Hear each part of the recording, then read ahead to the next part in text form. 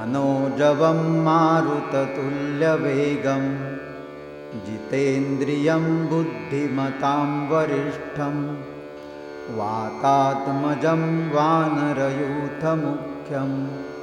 ಶ್ರೀರಾಮದೂತಂ ಶರಣಂ ಪ್ರಪದ್ಯೆ.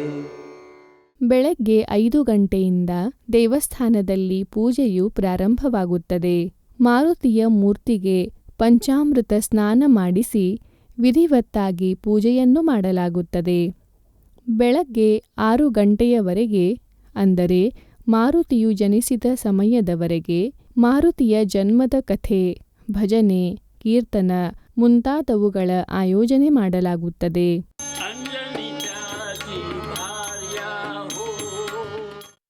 ಮಾರುತಿಯ ಮೂರ್ತಿಯನ್ನು ತೊಟ್ಟಿಲಿನಲ್ಲಿಟ್ಟು ಜೋಗುಳವನ್ನು ಹಾಡಲಾಗುತ್ತದೆ.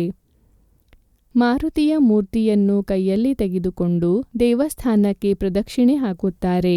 ಹನುಮಾನ ಜಯಂತಿಯ ನಿಮಿತ್ತ ಕೆಲವು ಕಡೆಗಳಲ್ಲಿ ಯಜ್ಞದ ಆಯೋಜನೆ ಮಾಡುತ್ತಾರೆ.